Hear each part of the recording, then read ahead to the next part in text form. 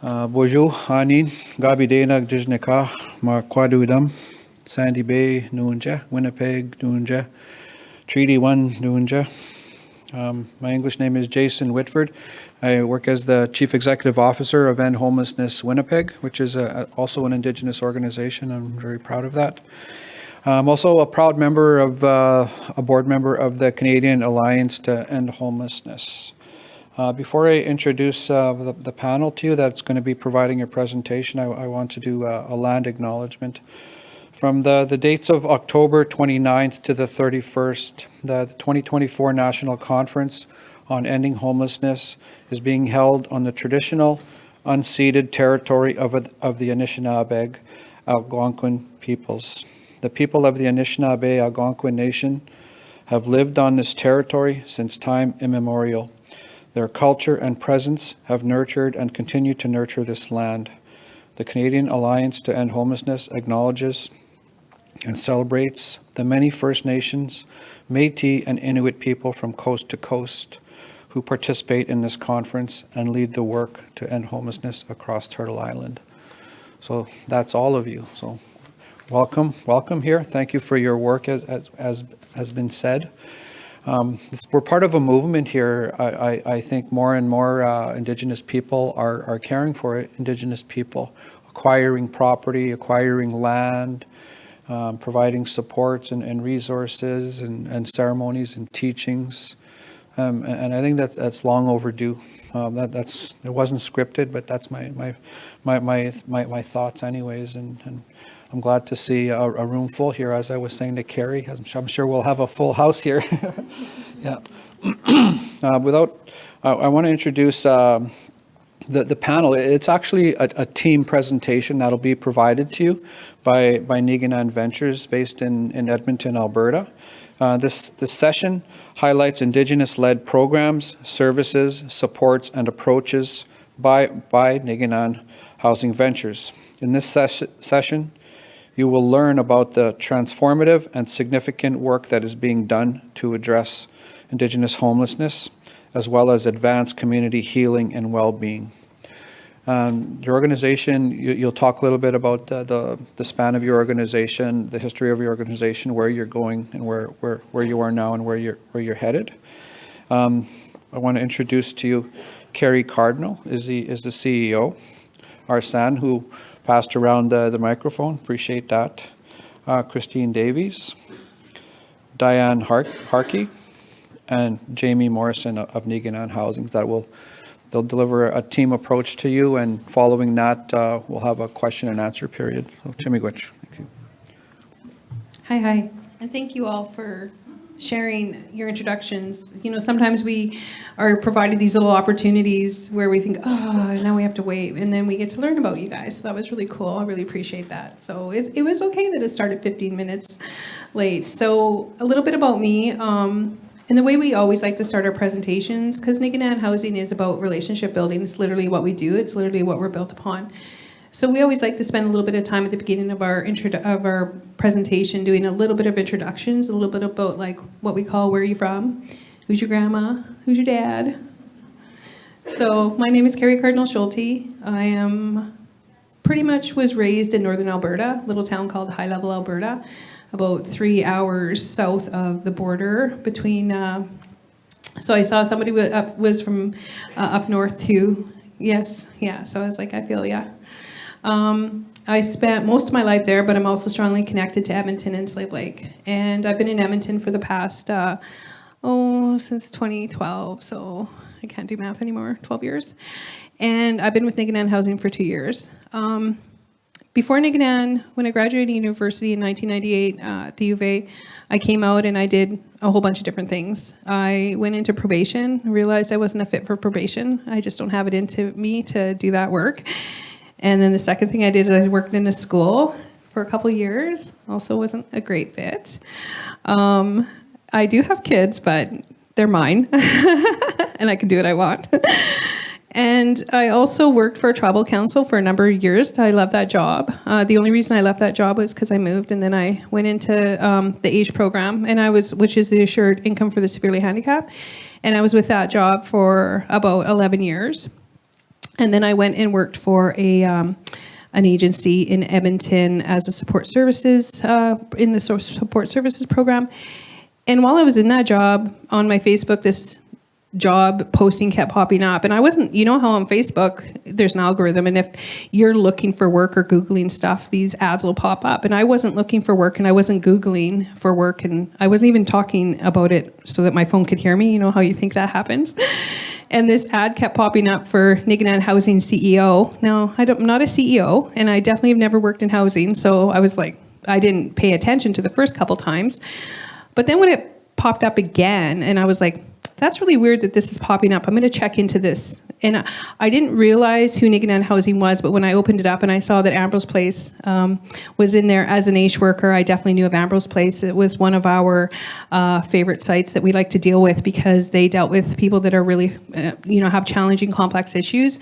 And as an AISH, in the AISH program, we had, in the Edmonton area alone, we had 26,000 AISH clients. So having an agency that was willing to, provide that kind of support to our clients at the time, that was really kind of one of our favorites. So once I looked into it though, I was like, I'm going to apply for this job. And I did. And I got interviewed and I got the job, to my shock and horror.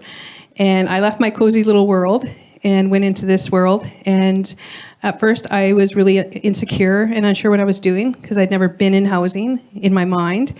But as I got to know NiGiNan, I realized that all of my past jobs really were what made me able to do what I do, because housing is everything. Housing is probation, and housing is economics, and housing is AISH, and those supportive programs. And there were so many things that I'd done in my previous role that really helped me make the decisions I make now.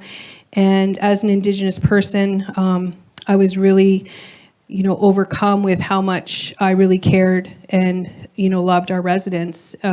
My dad was never houseless, but he did have situations where he could have been if he didn't have a supportive family, and our residents don't have supportive families that can do that for them. So a lot of the times our decisions are based on, what would you do if this was your family as an Indigenous person? So that's why I came to NiGiNan. Absolutely love my job. I love what we do. I believe in what we do, and I'm really excited to share a little bit about NiGiNan after this. So thank you. Hi. Wow, how do I follow that? Hi. Oh, you do, Dyan. Oh, don't make me sing. No, just kidding. My name is Dyan Harke. I am a registered nurse of 34 years. I am also a 60 scoop survivor. I came from Saddle Lake, Alberta. So all of my childhood was not in Indigenous culture, obviously. I was adopted by a white family, which is amazing. They were a very loving family. So in the year 2000, after I had nursed for 10 years in Red Deer Hospital in oncology and palliative care, I decided to go and further find my Indigenous roots, find out what we were all about. And so I literally, threw my resume to Health Canada, said, when it landed, we just talked a little earlier about stars aligning. I think when you're on your right path, stars align. So it went on the desk of a health director from Tribal Council up in Alberta, Northern Alberta, and they just finished rolling out the home care programs, and she needed a coordinator and a home care nurse, and being Indigenous was like a real bonus. So I went up there and I just started learning about, and how we've all said, we're just going to go for a couple years, see how it is. And like 17 years later, I was still there. But like Keri, I came back to Edmonton. We did the same job with Jordan's principal when we came back to Edmonton, and then I've been with NiGiNan too for 2 years. I've just got 1 month on her. So all of my experience has been community health. Public health, maternal child health, all in those communities up in the north.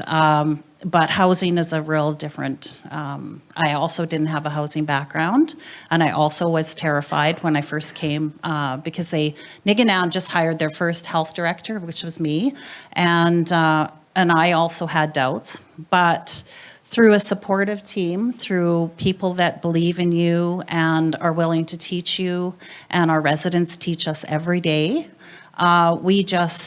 it just falls naturally into place, and we love it. I always said, our first year, we started, our organization was very small. It was only 100 people. Now we're well over 340 staff, something like that. So we've grown exponentially, in a couple years. So it's exciting, and the need is there.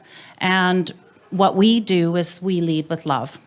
It's as simple as that. My own story I share a lot with people because it's all about connection, and most of our people are just not connected anymore, and that's what we hope to do for them, is just connect them back to their culture, to their language, to just to each other. They all have a community most of the time, but whether it's a healthy community or not, we try to create that for them. So yeah, and I'm a grandmother of 2 and a mother of 2, and no dog anymore, unfortunately.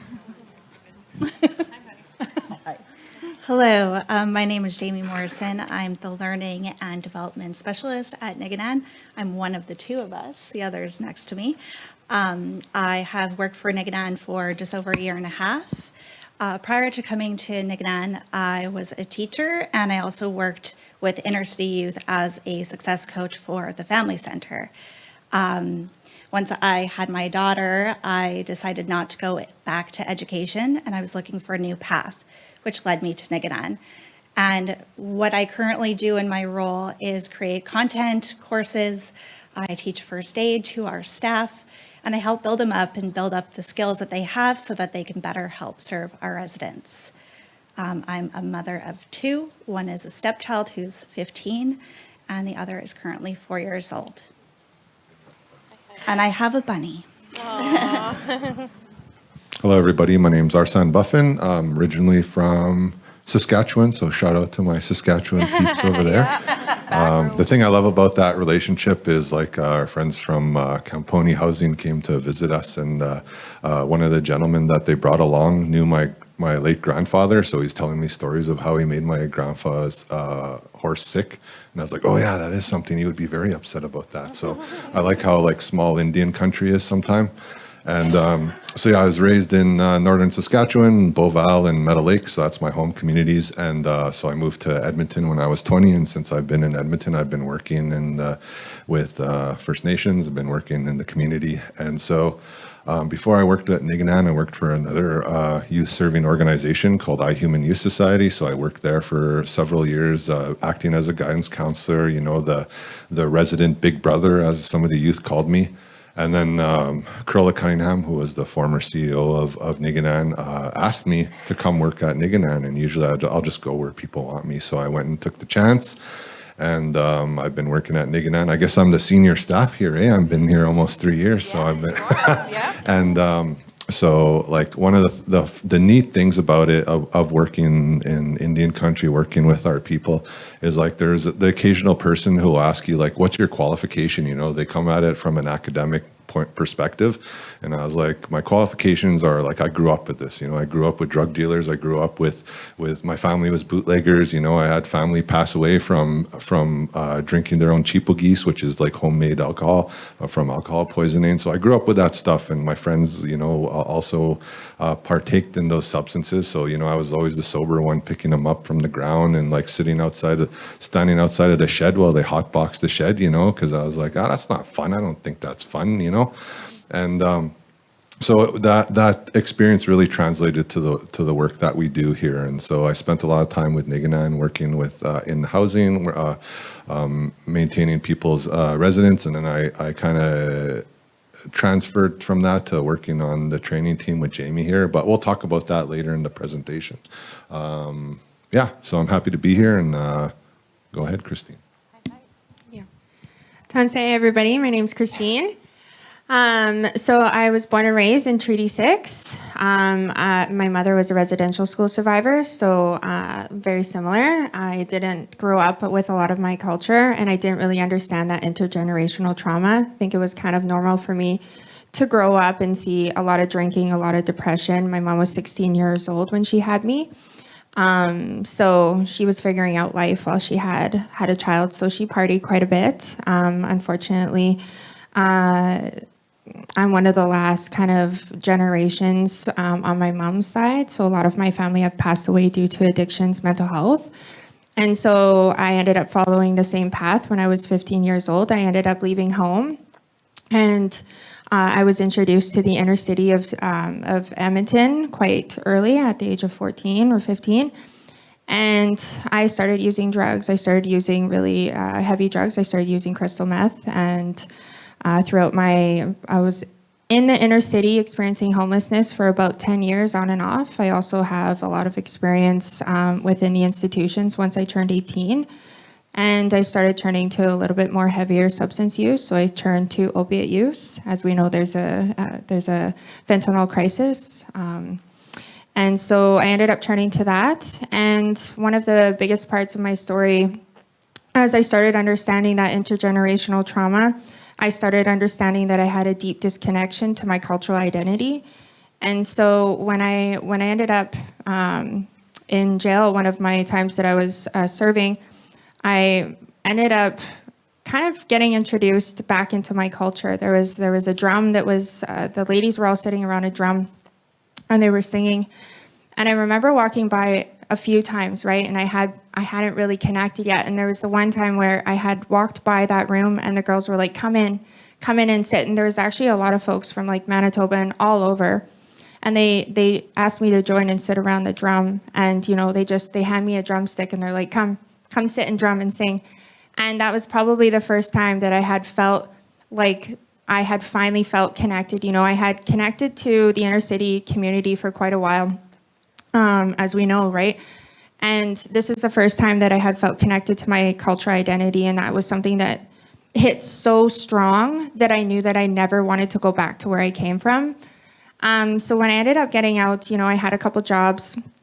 You're kind of expected to get on this path, right? You're expected to be a operating member of society and stuff. But I was introduced to working with housing after, and I knew I was exactly where I was meant to be, you know, and I had really wanted to highlight folks with lived experience and with that lived expertise, really trying to transform some of the housing options and housing solutions within the city. And my goal was to highlight lived experience voices. So I'm very blessed. I've been with NiGiNan for 1 year, but I've been in the housing sector for over 7 years. I did three years of frontline work, and then I started moving up into leadership roles. And I really wanted to highlight the lived experience leadership. So I'm very honored that I get to talk today about some of the housing programs that we have. So thank you so much. Awesome. Thank you so much, Christine. And thank you all four of you for not only being here, but sharing your story. It always just warms my heart when we're able to, you know, be open and honest and, you know, share who we are and where we come from. So we'll get started, though, a little bit about NiGiNan Housing Ventures. So, you know, everything we do in NiGiNan, we like to do it in a circle, which is why we're sitting here today in a circle. But I'm going to tell you guys it's challenging doing a presentation in a circle.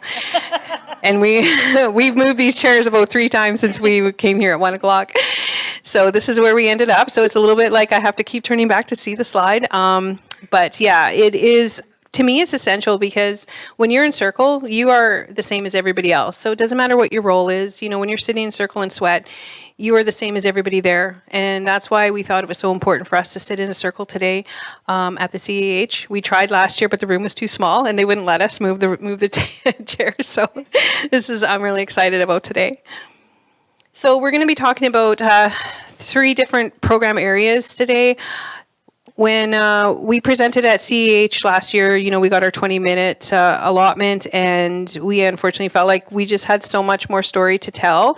So this year, when I did the presentation proposal, we actually put in proposals for 5 different presentations, and CAH accepted 4 of them, which is really, you know, we're really honored. And so the 4 presentations, we'll be doing 3 of them today, and the other one we're doing tomorrow at 3:30, which is on our healthcare. So we won't be talking as much about healthcare today, just because we have that presentation tomorrow at 3:30. But what we're going to be talking about today is we're going to do an introduction into NiGiNan Housing and who we are and some of our sites. Then we're going to be talking about how we're decolonizing our program, to residents, and how we're decolonizing ourselves as staff, and how we organize, and the different things that we're doing that we've been testing over the past, few years, trying to ensure that we're doing our best to, provide a service that provides as much love and care and support to our residents as humanly possible so that they can stay housed. And we're also going to finish up by talking about our new adventure, which is the NiGiNan Indigenous Center of Excellence. We just recently got some funding for this, and Arsan and Jamie have been working really hard on our Wakotuan training. So they're going to be sharing a lot of information about that at the end. So I will get started, though, by talking about our legacy, and I'll talk a little bit about Ambrose Daniels. So Ambrose Daniels was a Métis man that grew up in the Buffalo Lake Métis settlement area in Alberta, and he was an oil worker, and he had a family, and he worked, and he had up in Fort McMurray, and he ended up getting injured on the job. And after this injury, he ended up falling into a life of addiction, and he ended up on the streets of Edmonton. He was houseless for a number of years, and he had a social worker who really grew to care about him and his plight. And she would find him housing successfully. And because he was such a kind man who had a lot of friends, he would invite all of his friends out on the street to come and stay with him. And every time he did that, he would get evicted. And so his social worker, her name is Faye Dewar, at the time, she would just be so frustrated with the system and how that because of his kindness, he was, evicted. Then Ambrose Daniels passed away in 2004 due to exposure and pneumonia from being out on the streets.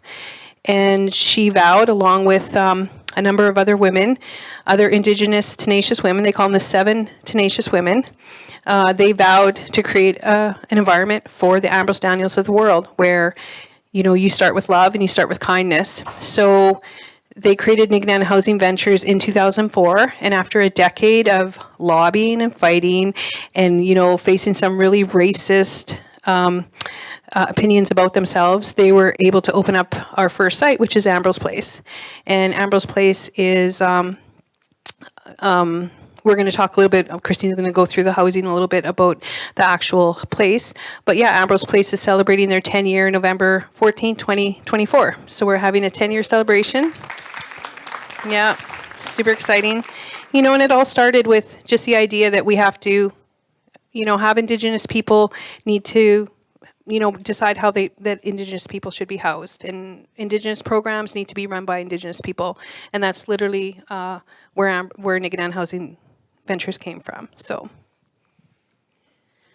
one of the main things that we do, we are a program that again leads with love, and we follow the 4 natural laws, which are kindness, honesty, sharing, and strength. And we find by following those 4 natural laws, we're able to really make good decisions about everything we do.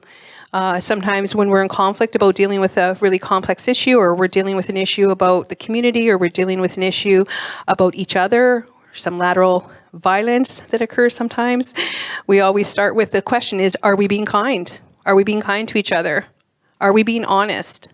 Are we sharing our knowledge? And together, when we're doing those 3 things, we have a lot of strength. And so we have a lot of strength in our agency because of that. And that is really what NiGiNan Housing has been built upon. So I'm going to let Christine talk now. She's going to go through each of the sites. All right.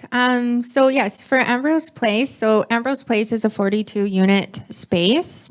And so we have 3 floors, and we have 1-bedroom, 2-bedroom, and bachelor suites. And the way that we operate is we're staffed 24/7. So we really try to embed our cultural supports, our healthcare, and then our frontline staff and our housing supports. And for Ambrose Place, it also, because it has accessible suites, we're able to work with folks who have those additional phys med needs. So we do have individuals, of course, that have been with us since we opened. And so they are, some of them are in wheelchairs, and we're able to provide that additional support for those individuals. And I'm trying to think, we also have our ceremonial space. So as you enter into our building, the first thing that you see right off to the right is our ceremonial space. So every morning we engage in a morning circle and a morning smudge, and really that conversation really just ends up, it depends on the day. It can change depending on the day and kind of the energy in the space. But we really try and start our day with that. And yeah, I feel like that's good. Next slide. Totally, yeah. Oh, We have the yes, healthcare program Yes. and the health, yeah. Yeah, and then so we also offer our healthcare program. So we have healthcare staff, so our healthcare aides, our LPNs, and we also provide food. So food insecurity is a really big thing, especially for our individuals. So we provide those 3 meals a day, and we provide those 3 meals. I mean, I've also had some of the breakfast there. The bacon is the best. And so we have breakfast, lunch, dinner, and then we also make sure that we're providing snacks, drinks, coffee. We've kind of fought to have coffee offered throughout the night, even though sometimes that keeps our individuals up. I don't know about you, but if I want coffee, I definitely want to drink coffee. So we make sure that that's accessible for individuals whenever they want. And then we have our Omamu Wangogamik. And so in Korean Soto, that means all my relations. And this one is a 42 unit. And we also have 6 townhouses located in the front of the building. So this one's really special. They're all very special. This one is intended to remove CFS involvement within our Indigenous families. So we really try and look at things very differently. So a lot of our individuals do come to us with supervised visits, CFS involvement, and our intention is to really create a community within that building and have mushums, cookums, aunties, and uncles. So if mom and dad are struggling or they're having a bad day, or if mom's having a bad day, if there's a relapse that ends up happening, rather than having CFS come in and automatically potentially remove the children, we really want to work on building our parents up, right? So we have the Indigenous-led programming, Indigenous-led parenting. It is more of a independent supportive housing. And so there's that sense of community. A lot of the individuals in that space really take it upon themselves. There's the 5th floor where they have access to a kitchen and then a common area space. And so a lot of our individuals take it upon themselves to have like a Thanksgiving dinner, and they'll kind of decide, okay, you're cooking the turkey, you're cooking this. And really it's a building that is totally built off that sense of community. And so we have seen quite a few children returned 100%. So we generally go from having those supervised visits, and then, we're not having supervised visits, and then the children end up being fully returned to the birth parents. So I don't remember the number. So according to our supervisor there, Melissa, she said that in her 3 years since she's been there, we've had 20 children return to their parents that were PGO status. Yeah. And we have MacArthur Place. So MacArthur Place is located kind of a little bit separate from the inner city. And so this is one of the 5 buildings. It's a collaboration with Homer Trust, and it was one of the 5 buildings in their goal to end homelessness. And so they own the building and we're operators of this space. And the building has 50 units, very similar to the way that Ambrose Place is structured in regards to supportive housing. So we really embed the 24-hour staffing model, the healthcare and the cultural team embedded. Some of the artwork that you see in this space is actually done by one of our residents, Kevin Cardinal. And He's on your shirt. oh, yes. And I'm also wearing his T-shirt, and we have some at our booth. And so a lot of the artwork is done by him. We also have a ceremonial space. We tried to be really intentional with creating a ceremonial space as soon as you walk in. So very similar in regards to offering the same things, the food, the 3 meals a day, the cultural activities. We do also have sweats that are offered for all of our sites and all of our programs, and they're offered every Friday. And we're really excited to say now we have a sweat lodge in all 4 directions. So that's really exciting. And they are all bachelor suites, or they have 1 bedroom and bachelor suites. This is And 5 accessible units. This is just the problem with doing it in a circle. It's like now our notes are all on the computer behind us. So we're like, wow, how do we read our notes? So anyway. And this one's Pamatsuan. So Pamatsuan stands roughly for life in Cree. This one's kind of like my baby. This is where I started within NiGiNan. So I started as the supportive housing supervisor. So initially, Pematswin offered as at the old Sands Inn Hotel. So it was an old hotel that we had kind of transformed into bridge housing. So initially, we were serving about 84 residents just through bridge housing. So what that means is providing those initial services when folks come out of chronically, like initially right out of houselessness. So that means like maybe seeing the doctor for the first time, trying to get individuals on income. And then the city of Edmonton approached us and basically said that they wanted us to do more supportive housing. So then we got some funding and we ended up doing some renovations. So we did some renovations and we were able to open up our common area space, which was really exciting. And we opened up 54 units. So you can see that that would be like the far left side. There's 54 units. They're all bachelor suites just because we had to keep the structure of the space that we already had. And so unfortunately, we don't have accessible suites. And then we also saw the need to continue to operate our shelter space. We also have another program. Am I talking Perfect. Yeah, great. We also have another exciting program that I know Dyan's going to talk a little bit more. So it's our enhanced care suites. And those suites, there's 6 enhanced care suites and they're accessible units and they're intended for those that are in acute care. So essentially, Pematswin is operating 3 programs within one site. So just a little bit about how we've been decolonizing at our agency. You know, at the end of the day, NiGiNan has 4 core programs, and those 4 core programs are housing and food and healthcare and culture. And when our residents come to us, they have a number of different needs. They have super complex needs.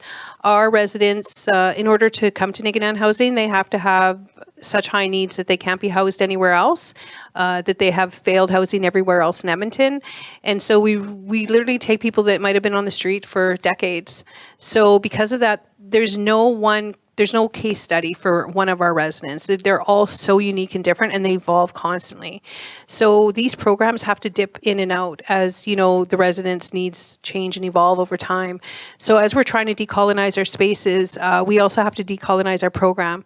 What that means is, you know, we have funding from PDD, we have funding from healthcare, we have funding from Homeward Trust, we have funding from Redwood Healing Society. Then we have our other donations, such as United Way, such as, you know, the Edmonton Community Foundation, the Stollery Hospital, and all of these different funders want us to deliver the program that, you know, they're funding us for. And then what happens is you have staff who say, well, I work for PDD, I don't do that. I work for healthcare, I don't do that. And so we've been working really hard at kind of decolonizing our staff and saying, you actually work for NiGiNan. And when you work for NiGiNan, you do what's needed. So whoever is with that resident, you need to help that resident with whatever they need. And that's part of our program model right now. And we're going to talk a little bit more about it when we talk about the training, because we're also developing a Wichita program, which really is about, you know, no matter what, we all work together. And that is part of our program model as well. So part of that is like our program areas such as culture. So culture is at the forefront of everything we do. That's why in our buildings, the first thing we do is we look at how are we going to design our ceremony space. And we say it all the time, ceremony space needs to be intentional. You can build a little room and call it a ceremony space, but it doesn't mean it's a ceremony space if you're doing other things in there.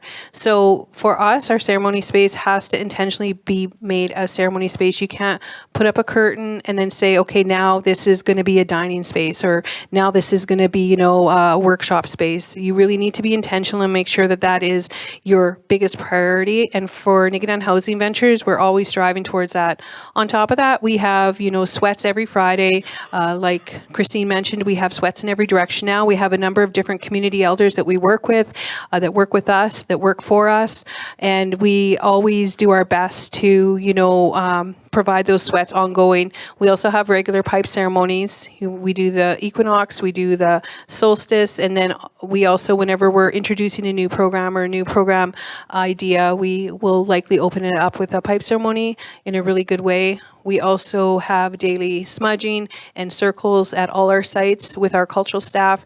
And then our cultural staff is busy all summer, supporting those communities that have that have the big ceremonies. So, for example, this summer we supported one of our community members with their Sundance, and we had a number of residents that went out there every day, and we had 3 staff members that actually participated in the Sundance. And then we also have we had our cultural camp this year, and we had participated in supported a fast. And we also go rock picking every June to get our rocks for all of our sweats. Our grandfathers, we have a location. It's always, we kind of have to tell people they can't go because there's people who, everybody wants to go rock picking. And then we also do medicine picking every summer, all summer, so that every site has as much medicine as they're going to need. We never take more than what we need. We always just focus on what we need, and that's what we do. So.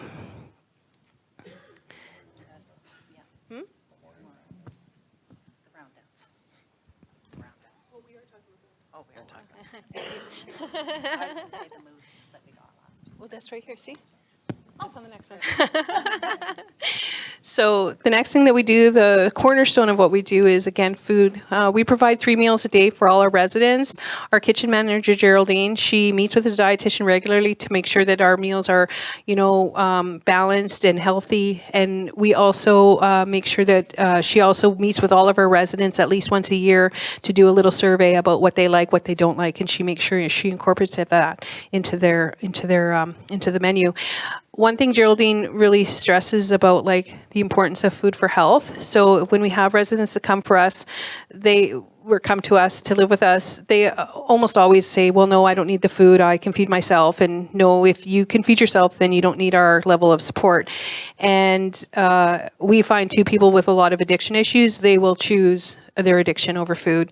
So we make it mandatory that they subscribe to our food program and that they take the 3 meals a day so that they can make sure that, they at least have that available. And we do find that people come to us, sometimes they come to us really skinny, and then in a couple of years, they're not so much. And we know we're being successful in providing that food. Another really important part of our food program, though, is also the cultural aspect. So last fall, we did get 2 moose, and we had a program where we actually had people come and help cut that moose up and package it and store it away in a deep freeze that we used all year. We also, since we have so many ceremonies, our kitchen also supports us in providing the feast for those ceremonies. So whether it's a pipe ceremony, a sweat, ongoing, that's part of what we do. And then healthcare, another very important part of our housing is healthcare. And like I said, Dyan and I are presenting tomorrow at 3:30 on this, so we'll get more into the details, but I'll let her just do a quick little summation. Okay, as was mentioned, we are 24/7, so we care. So we do have LPNs and healthcare aides that work 24/7, and we do deal with a lot of complexities.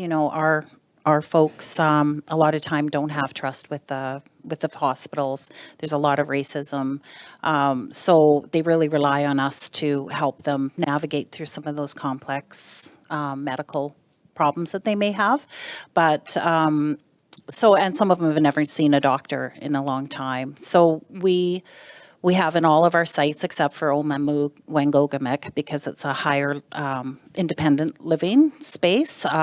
But in our others, we call it the level 3-4 supportive care, or supportive housing. So that means that there's people with amputations, people in wheelchairs. We do have accessible suites in some of our buildings, so we do take care of a lot of that. The 6 enhanced care suites that Christine was introducing is a pilot project right now. It's never been done in Alberta, and it's taking those real complex folks out of hospital that have been in hospital for many, many years. We have one gentleman that's, spent the last 10 years basically in a hospital, and he just really warmed my heart with his story. He was just constantly getting shuffled to a supportive housing site that was not equipped for his needs. And so he started to lose hope. you know, because he would get there and the bed wasn't working right, or he didn't have the proper services, he didn't have health care on site. So when I went and met him in the hospital and as a candidate, I fell in love with him instantly. And I just promised him, we had one room out of those 6. It was I called it the Taj Mahal, because it was the biggest room of all. And I just I probably said it prematurely and I probably shouldn't have, but I couldn't help it because he just touched me so much that I just said, you're coming to live with us and you're going to be in the Taj Mahal. And I said, don't tell anybody. But he is with us, and I just visited him last week. He's doing amazing. You know, we talked about goals, things that he wants to do. He wants to get his GED, and we can make all of that stuff happen for him. You know, and he's involved in some of the art stuff around Pamatswin that they're doing, and you can just see that his whole entire physical, emotional, spiritual care, his mental health is improving, you know, and I'm really excited to see him over the year flourish, because I just know he will. And that's just a small example of what we do. We do have lots of examples with our folks, you know, over the years. Is everything always successful? No. Sometimes we do have some failures, but we learn from them and we never give up on them. One thing, you know, a lot of times our residents will leave and they'll come back. Sometimes they come back and we take them back, you know. So, you know, we don't give up on people. And that's what I really love about this organization. We really make those connections and those relationships. But, and then the health piece is, you know, like Keri said, we'll talk more about it more in detail tomorrow. Yeah. Sorry. So this is a picture of us doing case management, and I really wish that a lot of you could sit in the room when we have these conversations, because they get really quite interesting. That being said, like we definitely do serve that more complex population. And so when we get together, we really try and make sure that it's one, that we're getting the opinions of everybody in that space. So that means lived experience, frontline, leadership. We all come together, healthcare, culture, PDD. We all sit in a room and we have a conversation. And we also invite our external supports as well to come and sit with us so that they understand, one, the process, and understand why we're making the decisions that we make.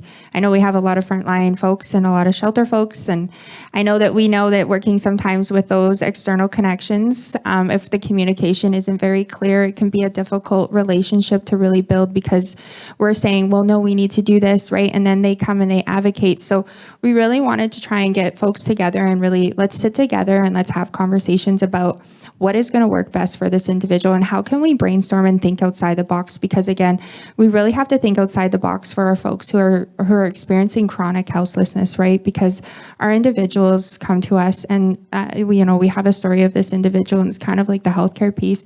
An individual came to us and he had such a bad wound on his leg, but he wouldn't let anybody look at it.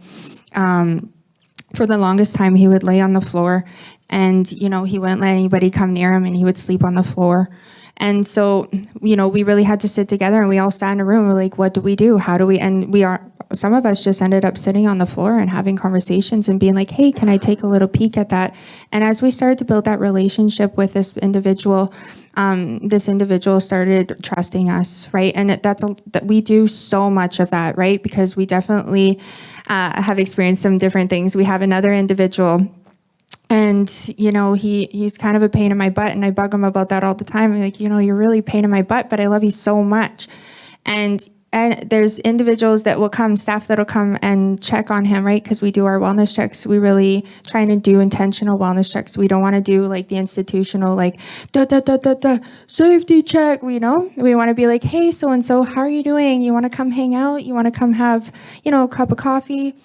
But sometimes he'll throw things at the door, and he'll throw like glass, and he'll throw all of these things, right? To make sure that we don't come in his door. And we were having this ceremony this one day, and I was like, you know what? I was like, do you drum? He was like, yeah. I was like, do you want to come drum? And I gave him some protocol, and he said, yeah, absolutely. He came into that ceremonial space, and honestly, I got such like goosebumps and like basically almost cried well, I did cry. And his voice was so beautiful. And he was so like, I was like, this is your thing. This is your jam. Like, I figured it out, you know? So I was like, okay, we're going to get you a drum, but you can't throw things at the door, right? And we sat in this case conference and, you know, and we're like, okay, we figured it out. We got to get this guy a drum. Let's get him to drum making. So that is something that we really try and be intentional with our case management. So just a little bit about how we organize, you know, Alyssa at the back here actually made me this org chart because I find it very difficult to really showcase how you can organize in a circle because most of the staff are actually in the inner circle and then the outer circle are usually the least amount of staff. So it's hard to like list everybody in the inner circle. But at the end of the day, this is really how we organize those that are closest to the resident. It's not a hierarchy. It's really about being further away. So as a CEO, you know, I'm probably the furthest away from the resident because I really don't spend the day-to-day in the sites working with the resident. So I can definitely go and talk to residents. I definitely do talk to residents. I actually have a family member that's a resident. So but for the day-to-day, the frontline staff are really the ones that are closest to the residents, and then the supervisors are a little bit further away, and the managers are a little bit further away. But it's a circle, so you could dip in and out. A manager, you know, builds relationships, and the supervisor, and that's kind of how we've been organized. On top of that, we're also changing the way that we lead. You know, our agency, when I started, we only had 100 staff and now we have over 300. And we didn't have a lot of capacity in leadership at the time because we grew so fast. So really building up our leadership in order to, you know, have a lot more supervision, supervisors and that kind of stuff.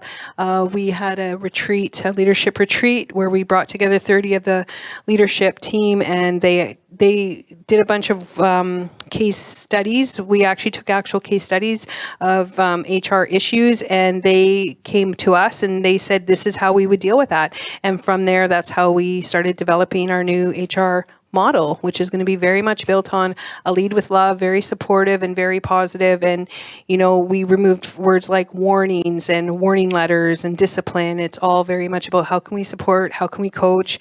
It's, you know, a different world when you are leading a group that have a lot of lived experience. You really have to sometimes change the way you talk, or you have to change some of the words that you say. You have to change things like, you know, I had one staff member who, you know, I love and adored, but every time I called them for a meeting, they were like terrified they were getting fired. And so I had to be very, you know, specific about why they were coming for a meeting. It's like, can we go for coffee just to chat? Like nothing's wrong. So, you know, just things like that. You have to be a lot more mindful. And, oops, I went too far. And then, I think I missed a slide. Yeah. And another thing we've been really looking at is how do we support our staff? Our staff go through so much. You know, our staff, at the end of the day, they are the ones that are really doing the work with the resident. I always say our residents are the ones that work the hardest, and our frontline staff are really out there working hard too, because they're the ones that, you know, get spit on or get feces thrown at them, get sworn at, got called names. And so we're looking at different ways, how can we support them? So this year we took them, we did a staff retreat out at Wadman Lake, and we rented a campsite there. It's a large camp, and yeah, we came out there and we actually had very little. There was no agenda. It's just like, go sit under a tree and read. Come and paint in this office. Come and play games. Come play volleyball. We had canoes and kayaks and paddle boards. Go out on the lake.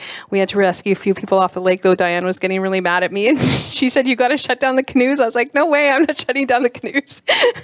But we did have to rescue, I think, about 6 people from the lake. So yeah. And then I don't know how we supervise. And then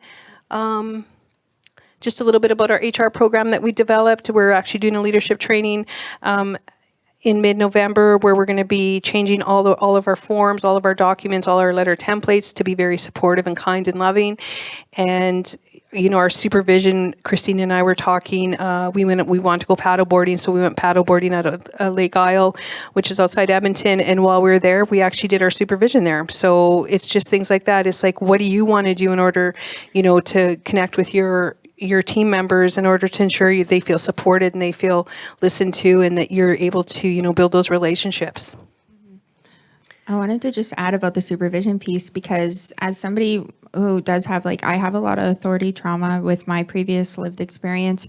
I have never had a leader who has been like, okay, let's go paddleboarding. And honestly, it was the best supervision, but we talked about so much. And I actually felt like I was being listened to and that I was being heard. And like, you know, Keri had asked me, like, what are your ideas? You know, asked me about like my personal life. And I was like, this is the first time like I've actually felt valued within an organization. And I've been in this field for 7 years. And it's the first time that I've had a boss who has like, a leader, and I wanted to use the word leader and not a boss because it's the first time that I actually felt like I mattered, right? And my voice mattered. And I think that that is something that is so special. Even just that picture that we were at, I think we're at Klondike Days here. And, you know, and I was like, let's go get some food, you know, and these are like the staff that you supervise. So it's like, I'm so thankful to be led that way because that is now like how I lead too, right? And like coming and getting my staff, because sometimes we don't recognize that we're in a position of authority and that can really scare folks, especially folks in frontline work. And so it's like, yeah, let's go get food. Let's go check out the rides. Let's go check out booths. So I think it's something that NiGiNan does that I have never been introduced to. And it's so valuable. And yeah, so we have our Indigenous-led emergency shelter spaces. So this is the side that is on the right there. So you'll kind of see the building there. To the left is our supportive housing spaces, and then it's kind of cut off, but to the right is our Indigenous-led emergency shelter spaces, and we have 55 beds. And as you can see in the background on the top left there, it's a curtain. So we designed this space to be really intentional. So creating privacy, that's why we have that curtain and that cubicle. So there's still space for individuals to have their privacy, to have that space to sleep or do whatever is needed. But then we can be very intentional when we're doing those wellness checks, right? So we don't have to be very intrusive, right? We can kind of just like yell out and be like, hey, so-and-so, you know, we're just doing a wellness check. How's it going? And kind of just peek open that curtain. And it's least disruptive as well when it comes to do like nighttime, because I don't know, for those that are in the shelter space and nighttime checks and stuff like that, sometimes it can be difficult not to wake individuals up while still making sure that you're doing that safety check. Another thing that we do is once our individuals come to us, they come to us and then they stay with us. So our individuals don't have to leave our spaces. Our individuals can go out into community. We try and ask them to communicate with us so that after a couple days, we don't start worrying about where they are. So that once that bed is theirs, it's their bed, that's their space, and then they get assigned a housing worker. And the housing worker will work with them on just making sure that they're finding appropriate housing. There's not a big rush to get our individuals housed. We're not trying to count numbers or anything like that. We really want to make sure that we're maintaining that housing and we're setting up our individuals with that appropriate housing, whether that's supportive housing within our space or market housing or treatment or anything that they're interested in. But as we know, and there's a room full of individuals, it takes time to figure out what that looks like, right? We actually don't know until, you know, we've worked with an individual for at least 3 months, 6 months, 9 months sometimes, until we actually figure out what that individual figures out, you know, what their needs are, right? So we really try and focus on building those initial relationships, and we really try to not put in restrictions, and we really want to be super low barrier when our individuals come, so that we can find the right housing solution for them. So we're actually running out of time here because we still have Jamie and Arsan who are going to do their part. So we're going to quickly breeze through these last couple slides. This is, you know, one thing we do really well is like we do a lot of work in the community as well. This is us at our round dance that we did in partnership with one of our local agencies. And we also, you know, have our booths that we set up. And if you guys go, we have Megan and Alyssa back there. They have a booth set up where we're selling some of our merchandise. We have a campaign right now with Branded Good where we had created some t-shirts and sweatshirts. And we actually had an Indigenous Housing Symposium. Jason brought his team down for that. We had it at the CUNY University. We're planning one for next year. It's just we've been delayed due to somebody who's off right now. So we're going to be looking at doing that again next year. And then here's a little bit of contact information. You know, I brought I think 3 of these annual reports. And so there's a QR code though where you can get it yourself. If you go to our website, you can definitely see it, and then on Facebook, Insta, you can definitely go and do that too, and see all our events and stuff that we do. And then a little bit about just things that are coming up. We have been approved for 2 new capital projects. You can see our Pamatswin Plexus project that we're going to be doing a media announcement on Monday about that. We got money from Nietzsche for that. And then we also have our 10-year anniversary coming up. We have a documentary coming up. And then we have a mural project that we just finished at Pamatswin around our ceremony space. And then we have our Burning Sage podcast. Christine and Arsan started this a month ago. So we had our first episode already dropped, and we have our second episode dropping in about probably today. I think the second episode will drop. And if you go on that QR code, you can go to that Burning Sage. And this podcast is about those with lived experience sharing their story. Removing that kind of, misinformation that sometimes people have. And yeah. And then we have one little video we wanted to share with you guys before we end our part, and we let Jamie and Arsan up here. So I'll just give the quick background on it. So a part of decolonizing housing, of course, is having folks with lived experience. So my friend was sharing her story, and as she was sharing her story, she was like, I'm an intergenerational school survivor. She's like, but I'm a cycle breaker. And I was like, oh my God, that's so cool. I'm going to use that like that. We're all cycle breakers. So I really I just went around and I asked staff, and I was like, come tell me how you're a cycle breaker. And, it's really cool to highlight some of our lived experience voices and our staff. So. Okay. It's hard. I'm going to start it over. Okay. Oh, I love that thing. It's hard. It's hard. Close. Okay. Tell me how you're a cycle breaker. Perseverance. That's it? Yeah. I'm good. Tell me how you're a cycle breaker. I did 10 years in the federal penitentiary, and I decided that I had to make some changes because I want to be there for my kids and my family. I was cycle breaker by encouraging freedom of expression for my sons. I'm a cycle breaker because I want to be able to take care of my mom like how she took care of me. Learning ways to identify my trauma. Community connections. I left. I'm a cycle breaker because the generations after me are going to go through what the generations behind me are going through anymore. The love for my family. Reborn. I am resilient. It starts with me by practicing culture and awareness and growth, the healing that's coming from it. In turn helps other people around me in way of like great people. Sobriety. Compassion and understanding. By connecting with my culture. Courage. I recognize unhealthy patterns. I stay disciplined and I stay focused. Unconditional love. By researching my family history. Reconnection to my cultural identity. Woo! Tell me how you're a cycle breaker. I'm a leader now and not a follower of the community. I'm rescued. Moving forward. I lead with love. I broke the intergenerational trauma in my family.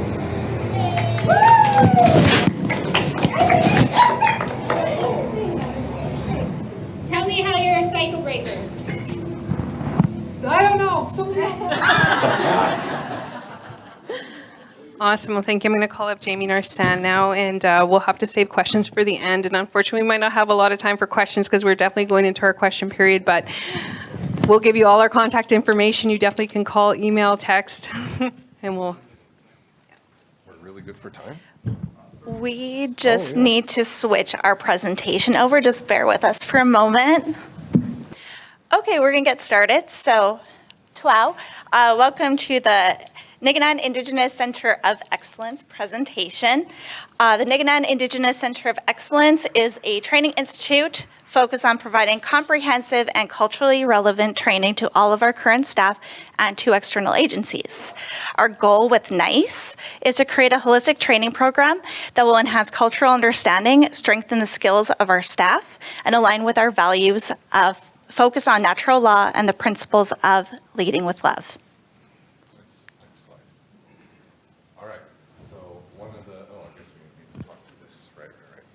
Sorry, I just like to stand when I'm talking. So a big thing that I believe is that a lot can be learned through experience. So a lot of the curriculum that we've developed, like a lot of training programs that you'll hear later in the slide or the presentation, is programming that we created from consulting with our frontline staff. Frontline staff are asking for this kind of training or asking, hey, how do we navigate this situation? So we created a lot of that. And so like I said, some of the training will reflect that. And then the other thing that we do is like we approach community members, we attend trainings, other trainings and knowledge keepers and try to think of how we can take that training and bring it to NiGiNan so that we can structure it so that it works for our employees. Because as you know, if you've taken training yourselves, that training doesn't always translate to where you work or the people that you work with. So we take that and we try to cater it to the individuals that we work with. And the important thing is like when we do training, we want to share knowledge. So it's not so much like lecture style where we're sitting up here and just talking to you all day. It's like a lot really about sharing experiences and sharing about how people like problem solve this or what's their experience with that. So that's a big part of like how we navigate our training.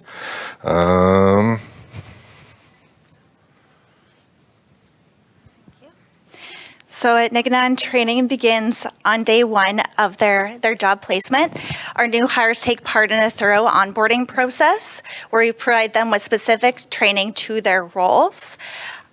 We also ensure that we have caring staff that are there to answer all of their questions so that they feel comfortable in their new workplace. We do this by going through our employee handbook, which really introduces them to our organization and gives them an opportunity to talk about questions related to HR, their benefits, anything role specific. We really make sure that they feel comfortable before they step foot in their frontline roles. I actually brought an example of the employee handbook as well. If you want to take a look at it after the training, it'll be up here with some of our other examples that we'll share with you, but you're welcome to browse through it. But all of our staff have get a thorough viewing of that booklet, and they also get a copy as well. We also make sure that our staff meet as many people as possible. The office that they do their onboarding in is called the Wolf Administration Building, and many staff go through that building on a daily basis, so we make sure that we introduce as many people as possible to any new hires. We also ensure that they have some background in Indigenous culture by providing them some teachings. They go through what is smudging if they have no background on how to smudge. We make sure that they have a good understanding of that before they leave us. Oh, one thing I also wanted to make, I wanted to talk about WorkHub. WorkHub is our reporting portal. It's an external website that we use to document who has completed what trainings. It also houses a lot of our online trainings that these new hires take part in. It's a great tool to make use of for all of us because the staff member that's onboarding has access to all their trainings. They can review their online trainings, and it also gives us an opportunity to see who has completed what and who needs to take additional trainings as well. So it's a really great tool that all of us make use of. Oh, that's still me. Oh, it's still you. Still me. You. So with the NiGiNan Indigenous Center of Excellence, we have a current curriculum of the following courses that are on the screen. Many of our trainings are designed in collaboration with professionals. We work with psychologists, among many other individuals, as well as knowledge keepers. So this is a list of the current trainings, and we're going to go through a few of them in this presentation. Yes. So, here. Oh yeah, let's go to that. So Dyan, you can speak about this part. So Dyan is the facilitator of our suicide intervention training, so she's going to share what that training entails. Yeah, so it's everybody's taken suicide, and I mean our population deal with a lot of suicide ideation. So I've developed a program when I was up north with the youth, but I've kind of tailored it because it's universal.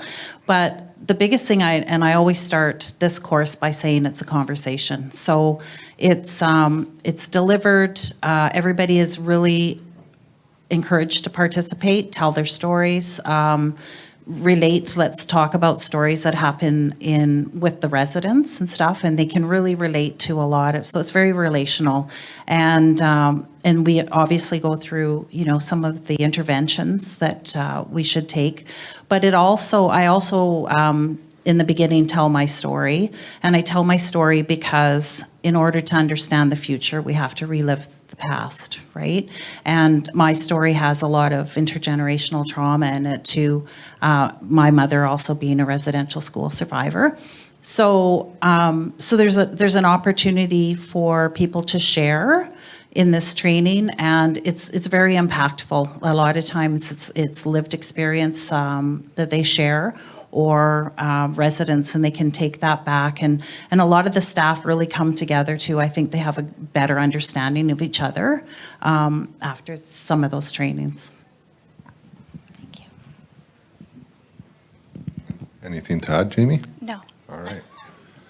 So the next training we want to talk about is our Kakiti Hiwi Win training, which in Cree means healing with words. So as Jamie mentioned earlier, this is, I see pictures. No pictures. I'm just kidding. I'm just kidding. I'm just kidding. So this is a training that we developed in partnership with Colin Levine and Lorette Goulet. And so Lorette is a knowledge keeper, and like I said, Colin was a psychologist, or is a psychologist. So we sat with him and we took his training and we developed a train the trainer. And through that, we because it was a 7-day training, we condensed it down to 4, because a lot of what we're trying to do in our training, and like the idea of NICE, like NiGiNan Indigenous Center of Excellence, is really structuring things within the medicine wheel. Like even the way you're sitting right now, right? It's like the medicine wheel. So we really have that doing things in 4s embedded in our training. And so in this training, like the key focus, and this is coming from Colin himself, is that we prepare staff and give them the tools that they need to understand self-esteem, self-confidence, and self-care. So those are things, and like the training was developed in response to like the burnout that happens in this. So like I'm sure in your guys' experience of working with people, employee retention can be difficult or can be challenging, and it takes a lot of your time, especially if you're management or if you're a mentorship staff, of trying to keep those staff. So this training really focuses on giving those tools, those staff the tools for that.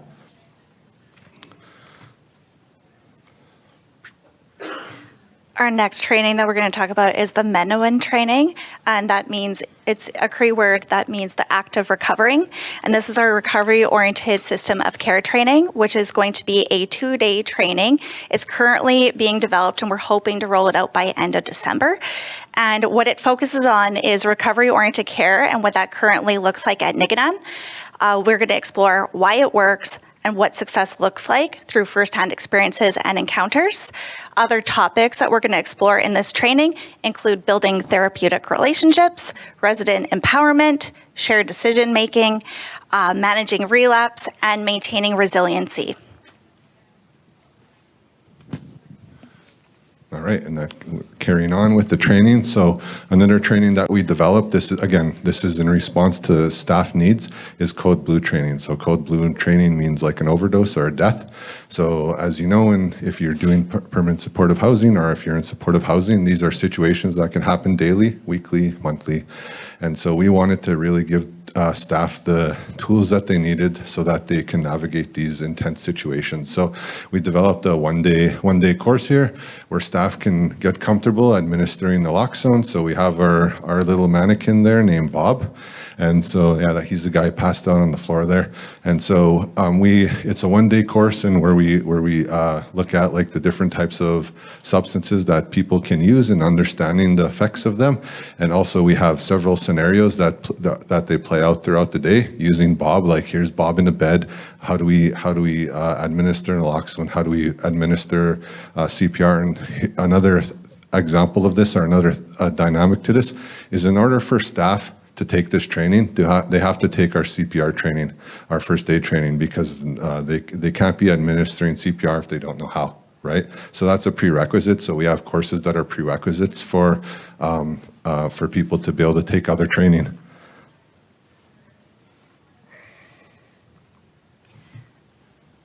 The next training that we offer is Red Cross First Aid. We're unique at NiGiNan because we have a certified Red Cross training partner on staff, which is myself. So I offer standard first aid to all of our staff. All of our staff need first aid because of the type of workplace that we work in. And we're also going to be offering psychological first aid through Red Cross as well. We just need to finish up our certification and we should be ready to roll that out by the end of December.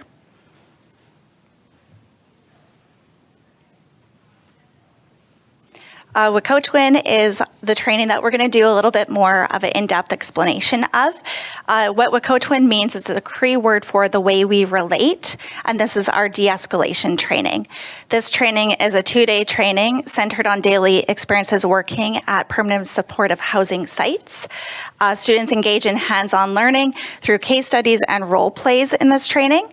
Our goal is to share with staff why individuals need permanent supportive housing to succeed and how much team effort it takes to keep people successfully housed. So our training is structured in the shape of a medicine wheel again, and has 4 quadrants which show the ongoing journey of housed individuals.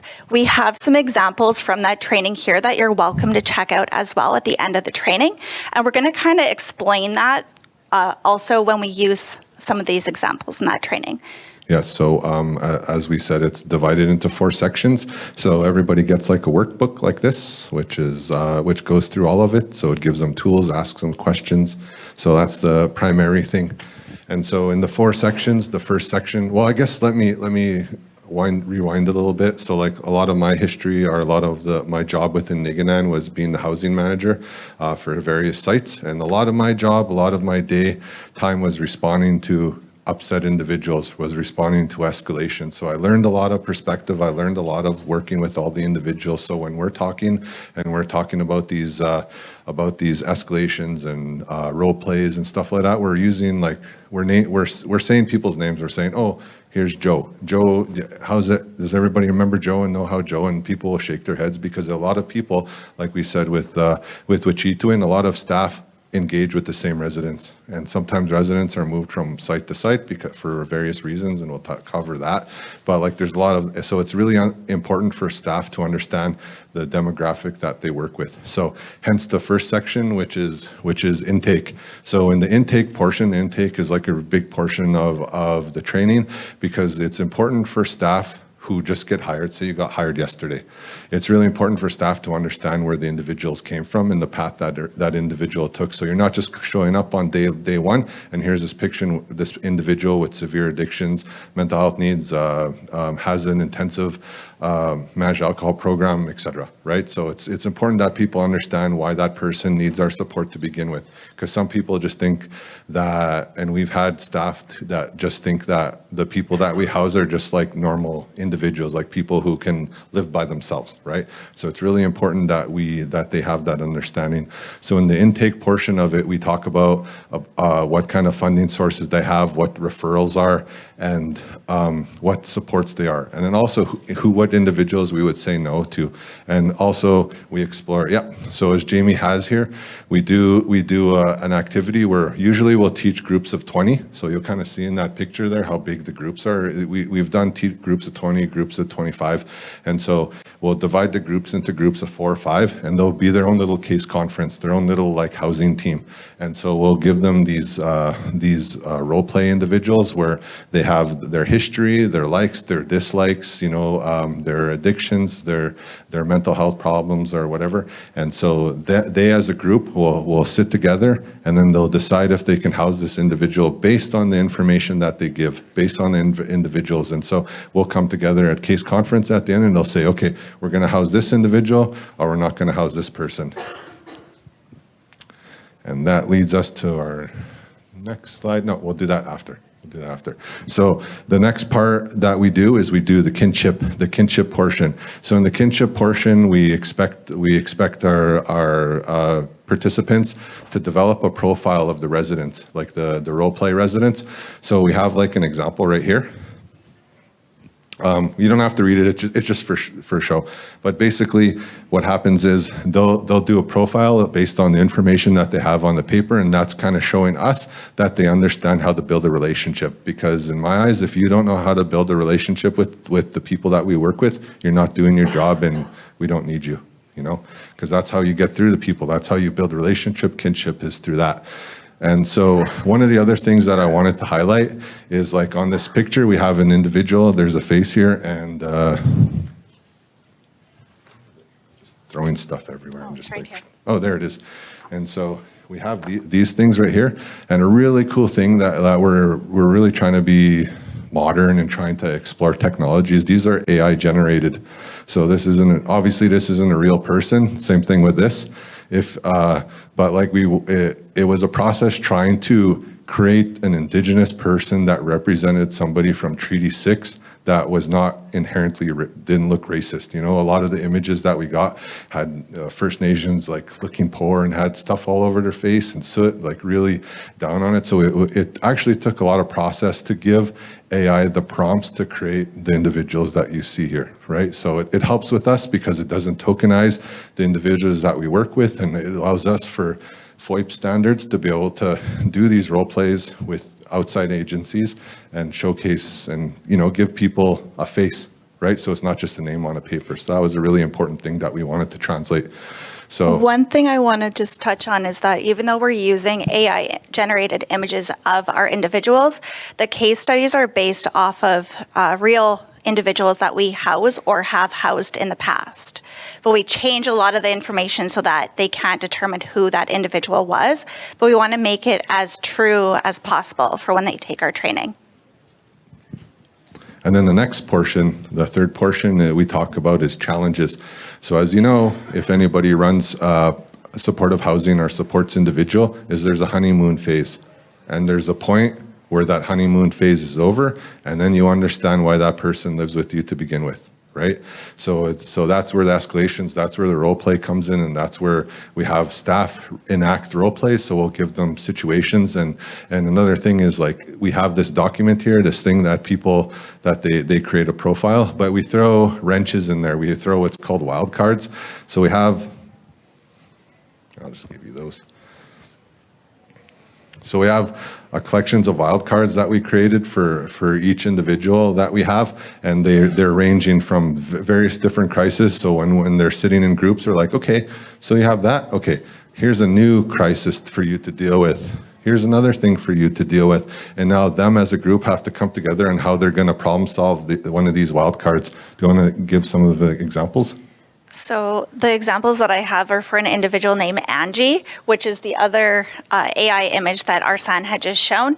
This example here is one of the easier examples of a crisis that the person is going to deal with. And it says, Angie, she has a scabies infestation. She goes to the hospital for treatment, but leaves before it's complete.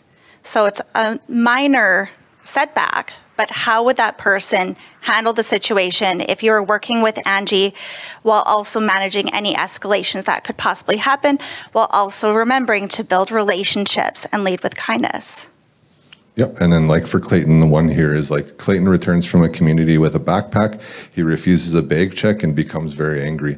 So a lot of these situations, a lot of these scenarios is also us seeing if the staff understand what to do in these situations. Like a lot of staff have already worked with us for some time, but I'm interested to see if a staff who's been with us 1 year can answer this easily. How do they navigate that? Do they even know how to navigate that? So these are a really, really good exercise to do. And like, it's like they're really content in having navigated one thing, but then they're like, oh, here's some other stuff for you to navigate. And like the intention for this is for us to emulate that stuff can happen every single day. If you work in supportive housing, you know that some days are, you know, things are cool, but if you house like 20 people, 40 people, 42 people, 90 people, stuff is popping up every 10 minutes, sometimes multiple things at once, right? So we really wanted to emulate that for individuals who want to experience what it's working like in PSH. And then we're cutting short on time. We only have a few minutes, so I think, oh, we have 10 minutes? Okay, never mind. We're good. We're good. So do we want to show the role play or should we just skip by it? Go ahead. All right. So we have a role play here, And you can kind of just see like how the staff are involved and how they support each other and how we support the staff in navigating the role play. So they're kind of having fun, and we wanted to kind of showcase that too. But we also make sure that we give them the disclaimer that these are real situations that you're role playing that have happened at one point, and we always make sure that we do not trivialize the trauma that happens, the things that happen. But let's just show you.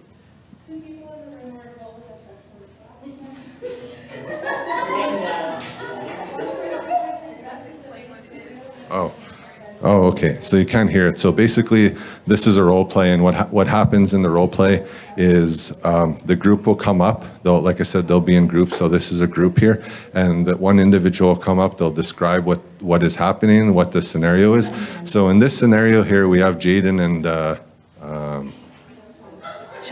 Shelly. And so what they're doing is they're reenacting somebody doing a room check. So before we do a room check, we knock on the door 3 times. And so here the individual's knocking on the door 3 times, and those two are having intercourse, but they're just, they're just showing it, right? And then the person comes in the door, having knocked 3 times, because we give them notice, which is more notice than than the hotel gives me. They give me 1 knock, and then they come in, and I'm like, oh, right? And so they come in here, and then you'll see what. So you get a sense of the class, everybody's watching. We're making sure people are being respectful of people in the role play.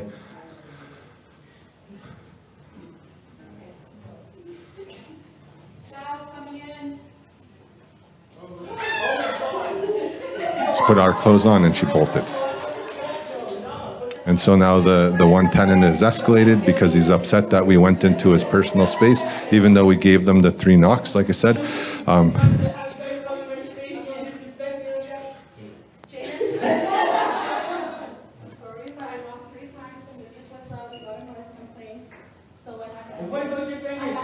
So we're trying to navigate dealing with him.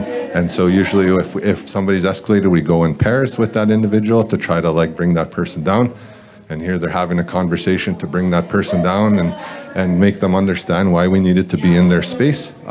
Part of what we do in permanent supportive housing is we do room checks so that we can make sure that people are still alive, that they're not overdosing.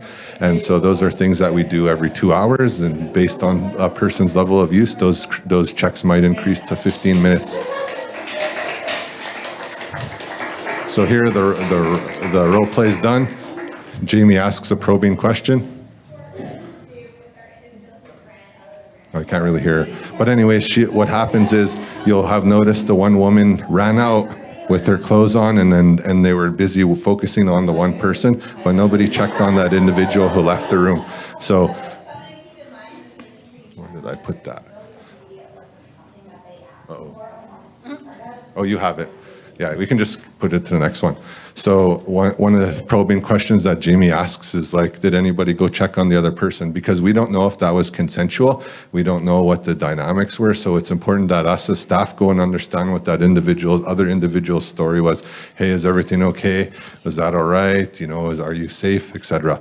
So we have those conversations, and we really embody that in the training that we do. All right, and then the next thing that we do is we also offer consulting and mentorship, and it just so happens we have our friend here, Joanne, who can talk about that relationship. Hi, I'm Joanne Packham. I'm the Executive Director of Wood Buffalo Wellness Society in Fort McMurray, and we have been very blessed to have had a mentorship relationship with NiGiNan for 3 years, actually. So we opened our Tawau program last December, and previous to that, we had come down basically probably about 3 or 4 times previous to opening and brought different cohorts, community leaders, potential funders, stakeholders for them to better understand where we were going with this program to garner support, and because we had identified Ambrose, it was about 9 years ago. I remember about 10 years ago at a CAH conference in Vancouver, I heard about an Indigenous program. And at that point, we put it into our strategic plan, actually, that was 2013, to develop a permanent supportive housing program or a transitional housing program for within our community. So we kind of set that out as an intention way back when. And then about 9 years ago, there was an article in the paper about Ambrose Place. And from there, we had reached out and kind of came down for a tour. So this relationship evolved quite a bit. So what the former CEO, Corolla, we had been working with her as an elder as well. She'd been coming up and doing sweat lodges at our treatment center. We also run a treatment center in Fort McMurray, along with many other housing programs and sober housing. So this was basically us establishing the 12 program was a natural progression in our housing programs to create and address urgent needs within our communities that we were facing within the Indigenous community. We were really up against quite a bit of racism, and there was just a definite need to do something different in our oil and gas community. So basically, though, NiGiNan has just really been a blessing from obviously Arsan for the last 3 years, Keri and Dyan. This is 2 of my team members here. What we've done is we've sent our staff down for job shadowing, and then they've also come up and done Code to Win training. They've done Man Down or Code Blue training with our staff. That's been put to good use. We are not at the stage of these guys, like they're 10 years in, so there's many things that we are still learning from them. I was looking at your case management tool and I'm like, ooh, and there was a few, I'm like, I want a copy of that. And things like, we just, Arsan has fielded my calls on Friday nights, actually, when we lost our first client.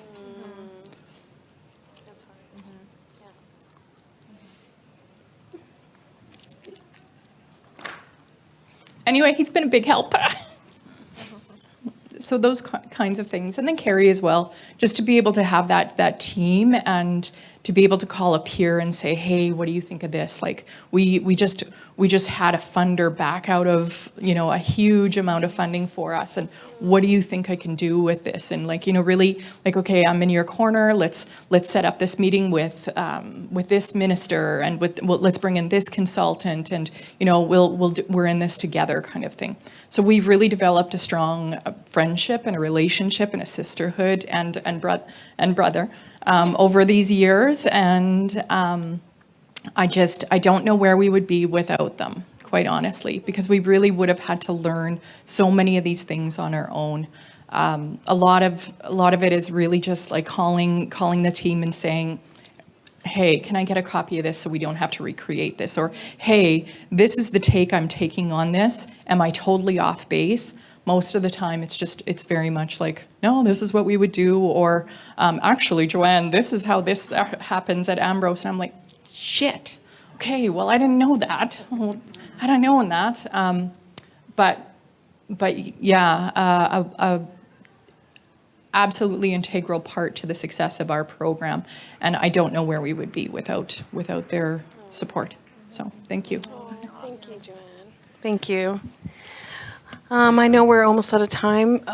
Quickly, I'm going to just talk about IH2 and the future of our NiGiNan Indigenous Center of Excellence. Because of the work that we do with Joanne and her agency, we realized that we really needed to create some standards and start protecting our information, create an intellectual property agency so that we can, do this work in a really good way and still protect what we do. So we did get some funders. We got funding from United Way. We also got funding from Innovation Indigenous Center and to create the IH2 program, which is going to be a program that will hopefully have come out of that program with a college certificate. And instead of like siloing people into different program areas such as healthcare and housing, you would actually come out with a certificate that will allow you to do all those roles. And so that when you come to work, you're coming to work for that agency, you're not coming to work for that program area, so that everybody can work together and do things in a really good way. So that's just a little bit about the future.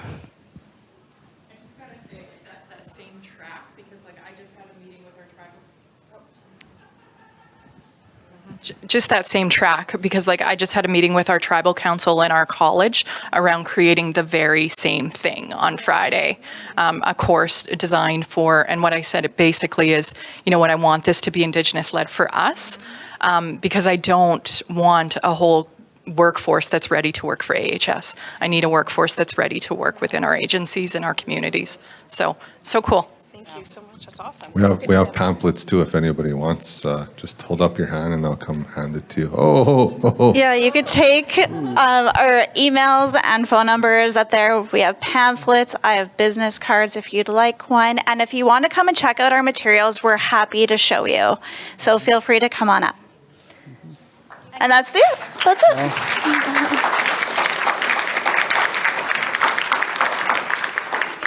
Well, Kichimigwich on behalf of the conference, and thank you everyone for being here. As was stated, NiGiNan has a booth over here, and there's lots of information to be shared. And as I was sitting there, I had 4 questions in the back of my mind that we've ourselves at back home have asked within our organization. Who are we? Those questions are: who are we? Where did we come from? What is their purpose, and where are we going? You need to be able to answer those 4 questions, and that really will give you strength and guidance. So, and then a teaching is demonstrated here. One of the traditional teachings is when you have a gift, when you have an idea, it's your responsibility to share that with others, and that's exactly what you did here today. So, Kichimigwich, Keri, Arsan, Christine, Dyan, Jamie, and Joanne for sharing your knowledge, your gift, and your passion with us here today. So again, on behalf of Canadian Alliance and everyone here, so Kichimigwich, thank you.